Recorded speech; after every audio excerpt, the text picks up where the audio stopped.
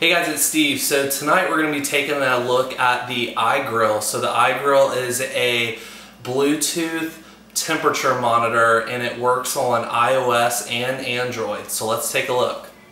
Alright, so let's go ahead and take a look at this. This is what it looks like in the box. Nice little picture on the front and shows you the picture of the iPhone app here on the side. So let's go ahead and open this up.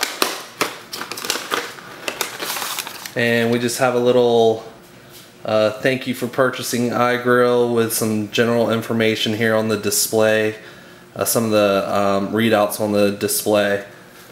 And then we'll go ahead and pull this out.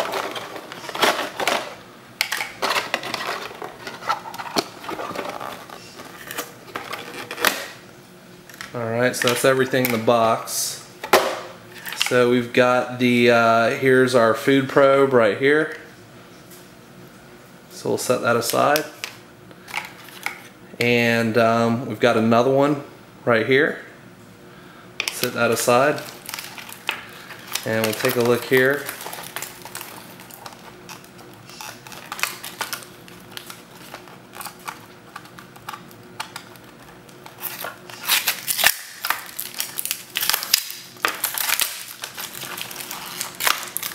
So get those batteries out and go ahead and take out the iGrill, get rid of this packaging. So this is what it looks like here, and it's got a little cover on the front that will just peel off, and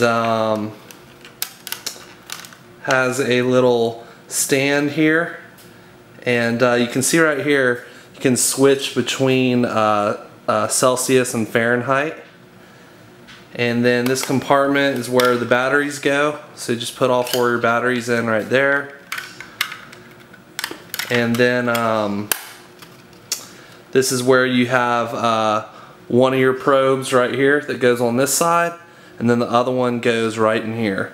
So let me go ahead and get that put all together, and I'll be back to turn this thing on and we'll walk through some of the settings. Alright, so the first thing we're going to do is I've got my iPhone here and we need to get the iGrill app installed. So here I am in the App Store, and I'm just going to go to search and type in iGrill, and here it is. Alright, so here it is.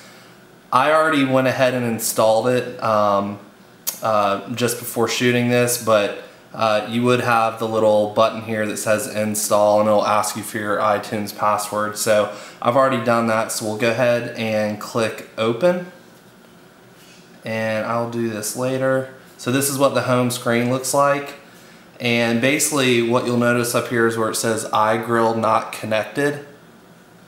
And so what we're going to do is when I switch over here to the iGrill and turn this on the lower left, and you just hold your finger down for a second, and what you're going to see is the little blue light up here that's flashing. So that's your Bluetooth light, and when it's flashing like that, it's basically just telling you that it's not connected. So over here on the iPhone, I need to go turn Bluetooth on, and so I'll just turn Bluetooth on.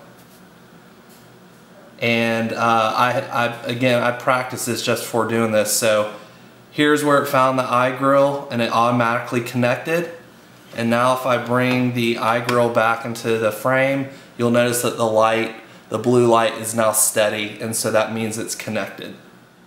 Now that we've got our iPhone synced to the iGrill, the first thing that it was telling me when I turned it on that there were no probes detected. So I went ahead and plugged a probe in, and as soon as I did, it's showing me what the temperature here in our kitchen is right now. I don't have this in any food right now. We'll get to that later.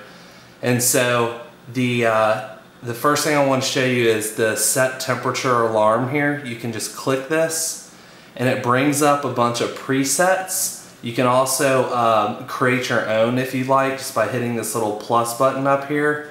I'm gonna hit cancel out of here, but you could give it a title and what temperature you want there and save that, but we'll hit cancel.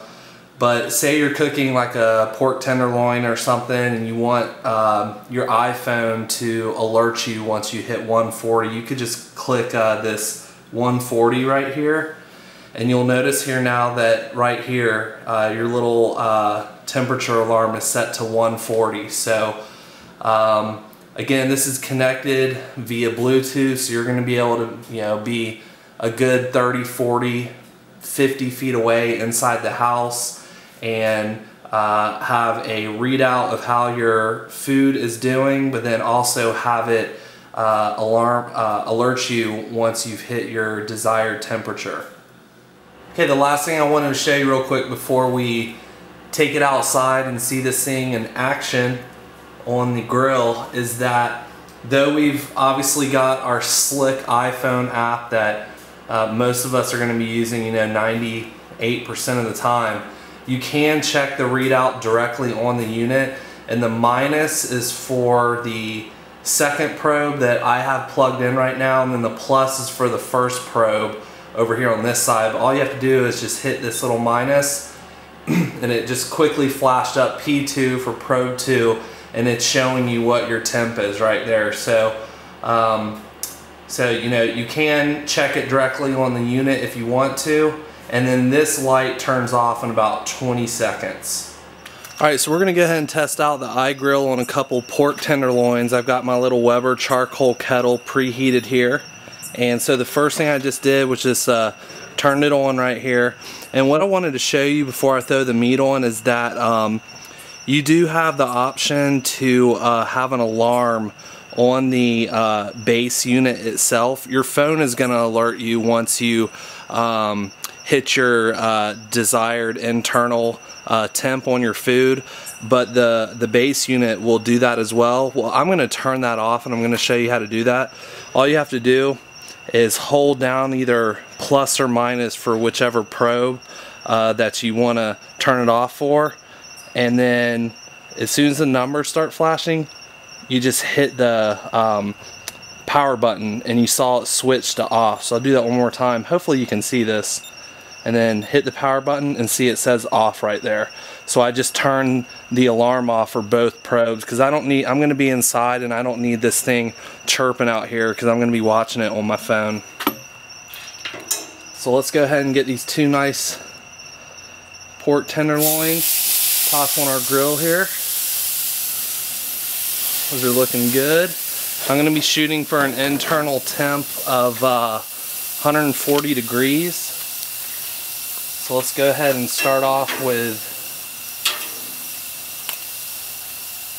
one of our probes over here. Just barely stick it in just like that. And then we're going to do the same thing with this one over here. Just like that. And then go ahead and get this covered. Alright, so let me go ahead and show you guys how to set a custom temperature alarm. So we're just going to click set temperature alarm right here, and I'm just going to click the little plus button up here on the upper right, and I'll just call this pork, and then for the temperature range I'm just going to click 100, not range, I'm sorry, just for the desired end temperature I'm going to type 140 and then click done. And so up here on the top one you can see where it's now set to 140. Hopefully you can see that. And again, since I've got two probes going, one in each tenderloin, I can also control that custom alarm down here on the bottom. So I'm just going to click set temperature alarm, and there's my new preset called pork, and so I can just click on it there. So both of them now are set to pork at 140 degrees, and then I'm just going to be watching this thing from inside, and I'll try to pick back up when it alerts me to show you what that looks like. Okay guys, so I wanted to show you real quick what happens. So I just hit 140 on the first tenderloin and on probe 2, and an alarm went off that said your food is ready, and it said it a couple times, and you can change that. You can change it to be a ring or a beep or something else, but then it also pops up a message that says probe 2 food temperature reach 140. So it alerts you in multiple ways. So you know, as long as you've got your phone on you, you're gonna definitely know when your food is ready. So that's pretty much it. Pretty straightforward. This is an awesome little device with a great application, whether you're using an Apple device with iOS or an Android device. So I'm really stoked on this so far, and I'll continue to cook with it. So if you have any questions, just let me know in the comment section, and check out the link, because there is a promo code right now that they're offering on the iGrill, and it's good up until 12/31. So I'll put that information in the description. Thanks a lot for watching.